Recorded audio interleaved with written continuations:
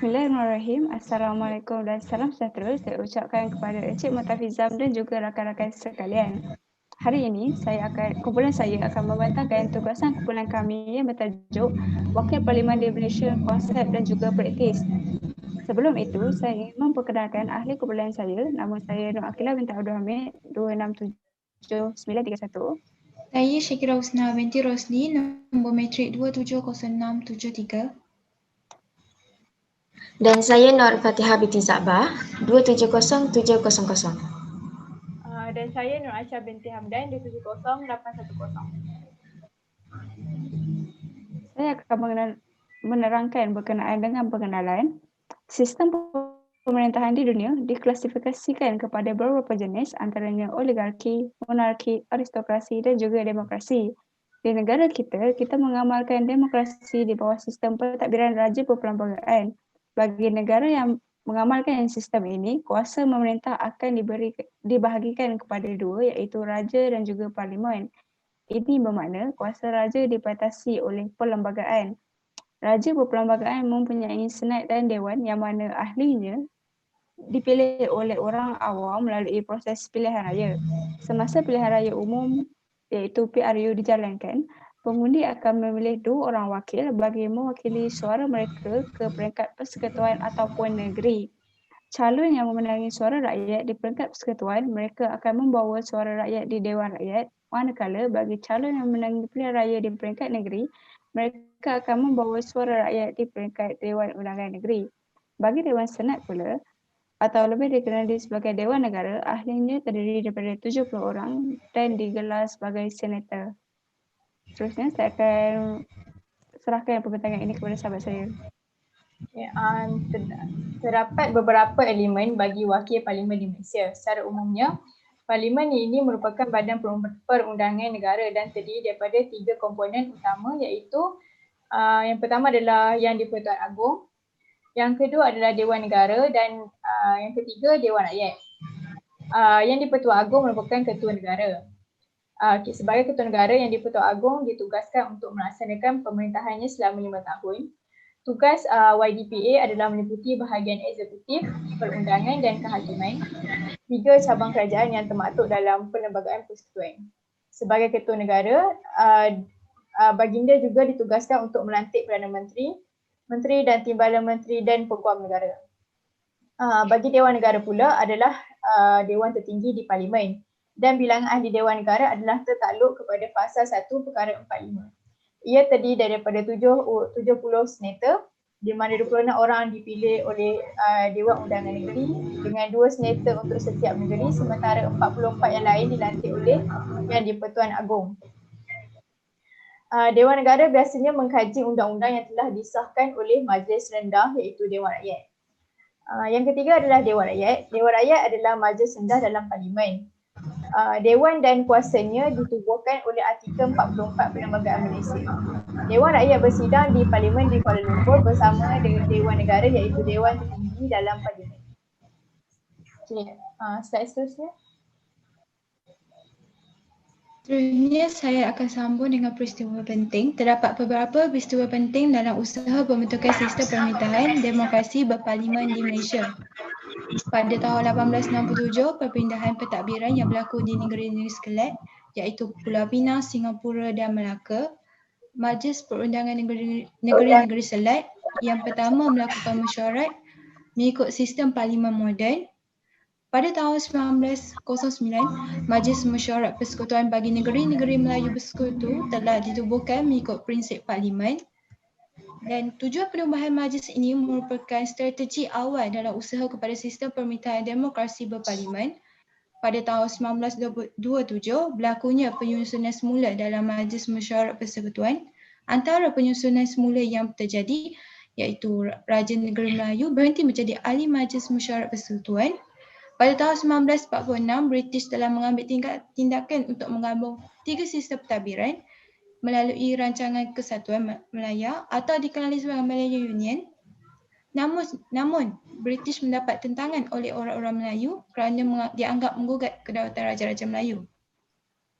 Pada tahun 1948, Penjajian Persekutuan Tentera Melayu telah ditubuhkan. Pada tahun 1952, Raja-Raja Melayu telah dikurniakan cokma yang melambangkan keagungan, kehormatan sinonim dengan kebesaran sistem demokrasi yang diamalkan. Dan pada tahun 1955, Majlis Perundangan Persekutuan telah dibubarkan untuk memastikan pilihan raya dapat dijalankan dan rakyat dapat memilih ahli parlimen. Pada tahun 1957, perlembagaan telah digubal oleh beberapa orang pakar dalam bidang undang-undang yang terdiri daripada beberapa buah negara Commonwealth.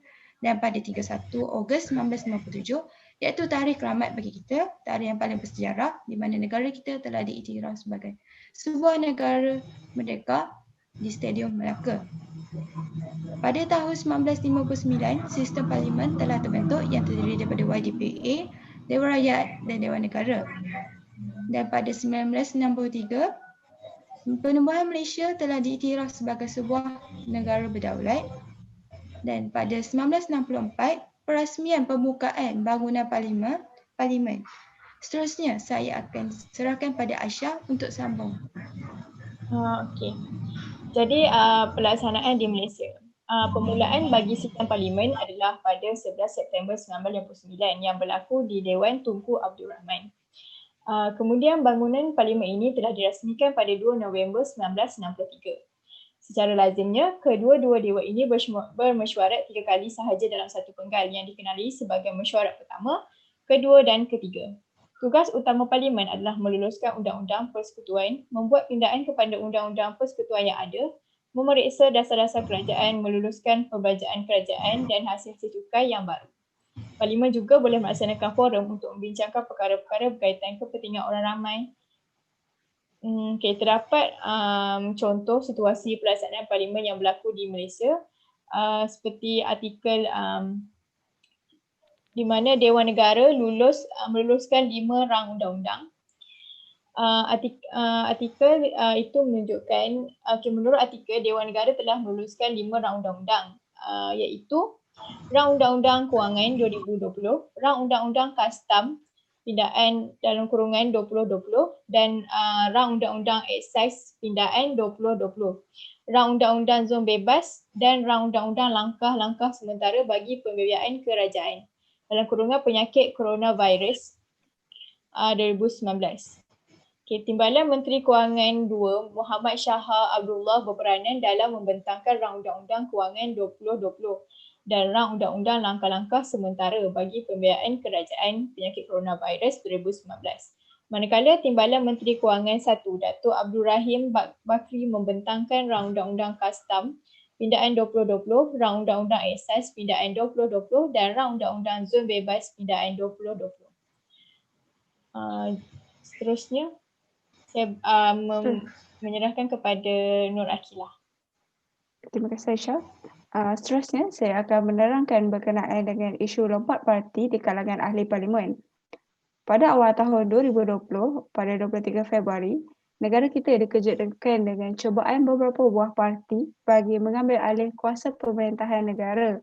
Operasi ini lebih dikenali sebagai langkah Sheraton yang diambil nama sebagai sebuah hotel di Petaling Jaya, di mana di situ berlakunya perancangan bagi mengambil alih kuasa pemerintahan. Operasi ini dipelopori oleh kumpulan Azmin Ali dari PKR, Parti Keadilan Rakyat, Muhyiddin Yassin daripada Parti Peribumi Bersatu Malaysia Bersatu dengan sokongan Barisan Nasional, Parti Islam Malaysia PAS, Gabungan Parti Sarawak JPS dan juga Parti Warisan Sabah Warisan. Parti ini bergabung di bawah satu parti yang baru yang dinamakan sebagai Perikatan Nasional PN dan seterusnya berjaya mendapatkan majoriti di Dewan Rakyat. Wakil ini telah menghadap Yang di-Pertuan Agong di Istana Negara bagi mendapatkan perkenan tuanku bagi membentuk kerajaan baharu. Keesokan harinya pada 24 Februari, negara kita dikejutkan sekali lagi dengan peletakan jawatan oleh Tun Dr. Mahathir Mohamad selaku Perdana Menteri ke-7 dan secara langsungnya pembubaran kerajaan Pakatan Harapan di Istana Negara. Sementara menunggu pelantikan Perdana Menteri baharu yang akan diuruskan sendiri oleh YDPA, Dr. Mahathir Mohamad telah dilantik sebagai Perdana Menteri interim. Bagi mendapatkan keputusan adil dan saksama, YDPA telah menghadap mengadakan perbual dan dengan kesemua ahli parlimen dan majlis raja-raja bagi mendapatkan persetujuan.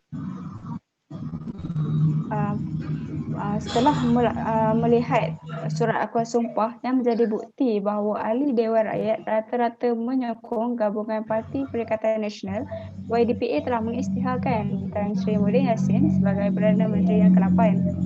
Pelantikan Perdana Menteri tidak menstabilkan keadaan politik. Next slide. Antara isu yang timbul adalah berkenaan dengan keabsahan dan juga kesesuaian untuk membubarkan kerajaan oleh pihak pembangkang melalui jalan istana. Yang kedua adalah kesesuaian untuk menguji majoriti Dewan Rakyat di Istana Negara bagi maksud pemilihan Perdana Menteri serta penubuhan kerajaan baru. Dapat disimpulkan di sini lompat parti dan juga perpaling tak adalah sesuatu yang sah, tetapi ia adalah perbuatan yang tidak bermoral dan juga beretika. Jika dibiarkan ahli parlimen terus mengamalkan amalan yang tidak berprinsip ini, ia akan menghilangkan fungsi sebenar sesebuah pilihan raya, itu dilaksanakan. Terusnya, saya serahkan pandangan kepada panel seterusnya.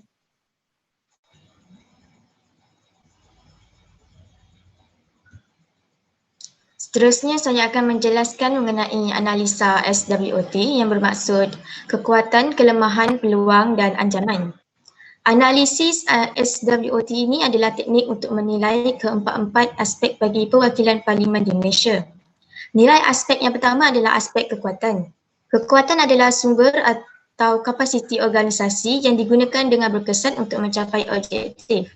Antara kekuatan dalam perwakilan parlimen di Malaysia adalah peranannya yang berfungsi untuk meluluskan undang-undang persekutuan, membuat pindaan kepada undang-undang yang sedia ada, meneliti dasar-dasar kerajaan, meluluskan perbelanjaan kerajaan dan meluluskan cukai baru. Parlimen juga berfungsi sebagai forum untuk membincangkan perkara-perkara yang berkepentingan awam. Selain itu, dalam forum semasa perbincangan dalam parlimen, ahli-ahli Dewan Rakyat dan Dewan Negara diberi kuasa khas yang dikenali sebagai keistimewaan parlimen. Keistimewaan ini membolehkan ahli parlimen berbincang secara bebas dan berdebat mengenai sebarang isu yang memberi kesan kepada negara. Seterusnya, nilai aspek yang kedua ialah aspek kelemahan. Kelemahan adalah faktor yang menghalang sesebuah organisasi daripada memenuhi misi dan mencapai potensi penuh. Antara kelemahan di parlimen yang menghalang maklumat wakil rakyat adalah kekurangan kesungguhan dan kebetulan politik di pihak parlimen untuk menangani beberapa isu berkepentingan awam. Sebagai contoh, berdasarkan berita online pada 12 Julai 2020 pada sidang parlimen yang akan berlangsung, dua isu besar yang dijangka menjadi fokus perbahasan dalam kalangan ahli Dewan Rakyat adalah berkaitan usul tidak percaya terhadap Perdana Menteri serta usul untuk menukar Speaker Dewan Rakyat. Terdapat pertikaian sama ada perlukah membahas isu tersebut sedangkan Malaysia sedang berdepan dengan masalah pandemik. Isu yang paling sesuai untuk dibahaskan dan menjadi fokus utama adalah untuk mengusulkan undang-undang lebih spesifik kepada masalah yang dihadapi dalam menangani masalah sekarang, berbanding usul untuk pembubaran parlimen. Masalah lain yang turut menjadi kelemahan perwakilan parlimen di Malaysia adalah masalah kehadiran semasa mesyuarat parlimen. Masalah kekurangan quorum dalam Dewan adalah satu perennial yang telah diketengahkan. Perdana Menteri sendiri telah menyatakan kebimbangan terhadap kehadiran ahli-ahli parlimen yang lemah di Dewan. Seterusnya adalah nilai aspek peluang. Persekitaran di mana organisasi beroperasi pasti akan menawarkan peluang. Sesebuah organisasi boleh mengenal pasti peluang tersebut dan menikmati manfaat yang ada.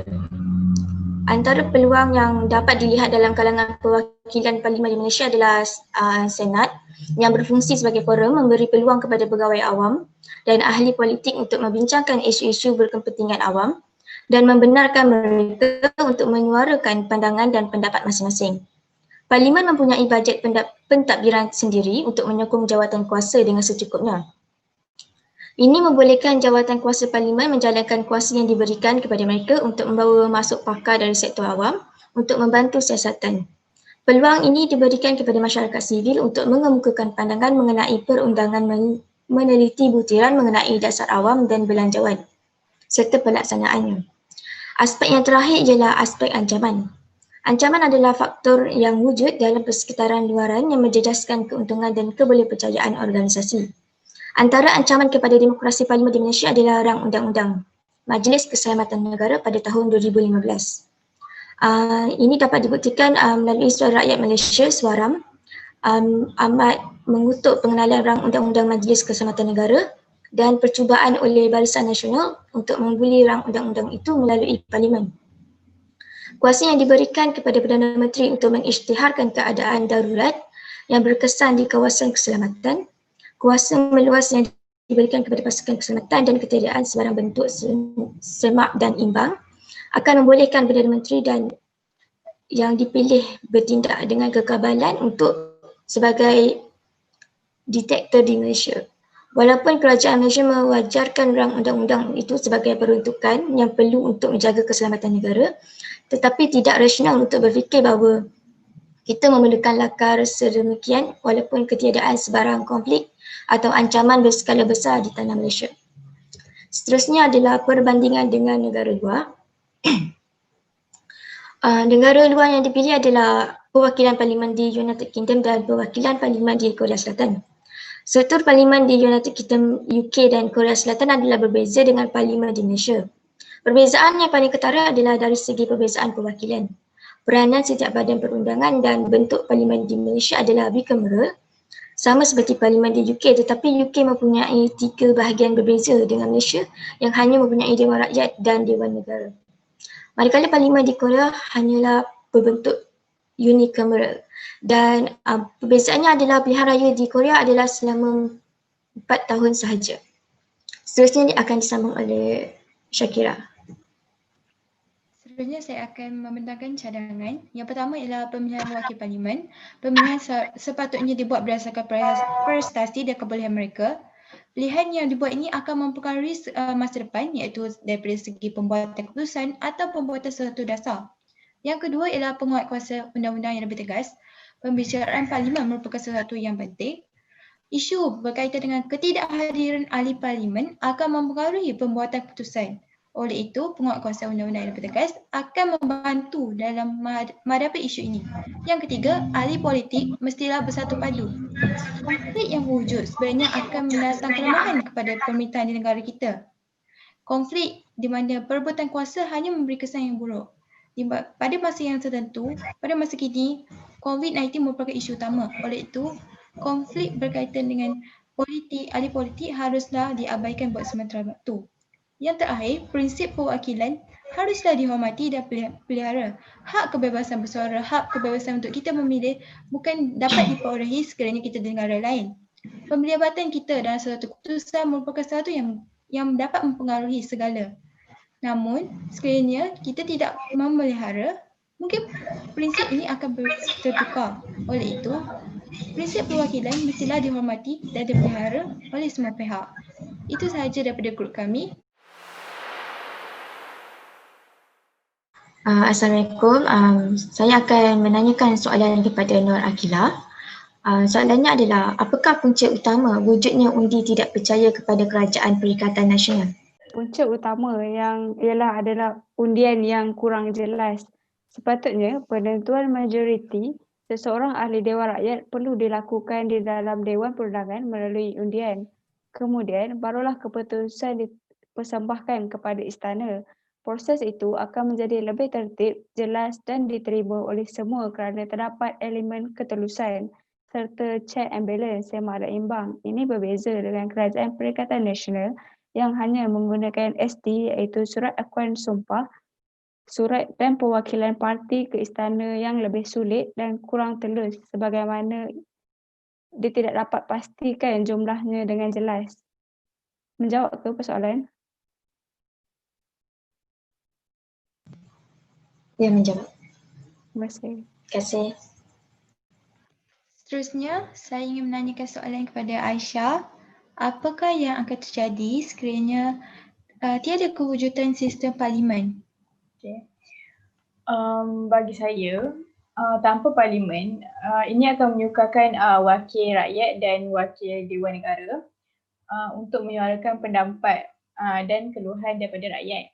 Hal ini kerana parlimen merupakan tempat untuk wakil rakyat dan wakil senator bersidang dan berhujah tentang perkara-perkara penting berkaitan dengan rakyat dan negara. Itu pendapat saya lah. Terima kasih. Terima kasih. Okay.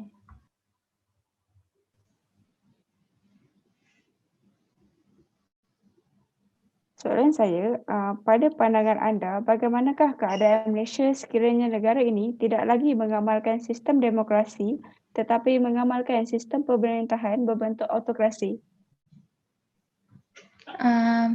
Umum mengetahui autokrasi adalah sistem pemerintahan berbentuk mutlak, iaitu seorang individu akan memegang satu jawatan dan dia akan memperoleh segala kuasa tanpa dipengaruhi oleh mana-mana undang-undang.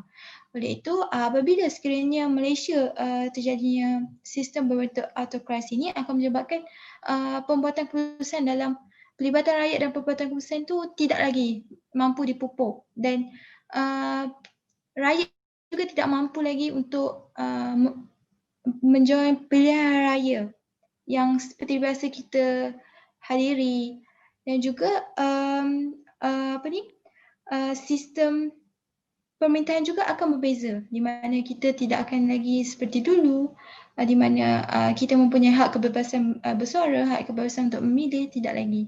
Kita boleh lihat bagaimana contohnya di Jepun, bagaimana cara pemerintahan mereka berbezanya dengan sistem demokrasi yang diamalkan di negara kita. Itu sahaja. Terima kasih Syakira. Sama. Okay, saya ada soalan untuk Fatihah.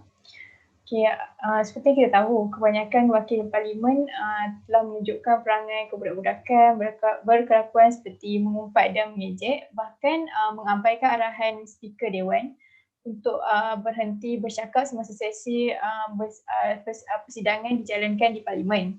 Jadi, adakah perlakuan seperti itu dibenarkan? Apa pendapat Fatihah? Terima kasih Aisyah kepada soalan tersebut. Pada pendapat saya, perlakuan seperti itu tidaklah wajar. Walaupun mereka wakil parlimen yang sedang berujar mengenai sesuatu perkara, tetapi mereka seharusnya menunjukkan sikap yang baik dan menjaga tutur kata di hadapan rakyat dan menjaga nama baik mereka sebagai penjawat awam. Itulah pendapat saya. Terima kasih. Terima kasih kepada semua yang terlibat dengan sesi Q&A. Itu sahaja daripada kumpulan kami. Sekian, terima kasih.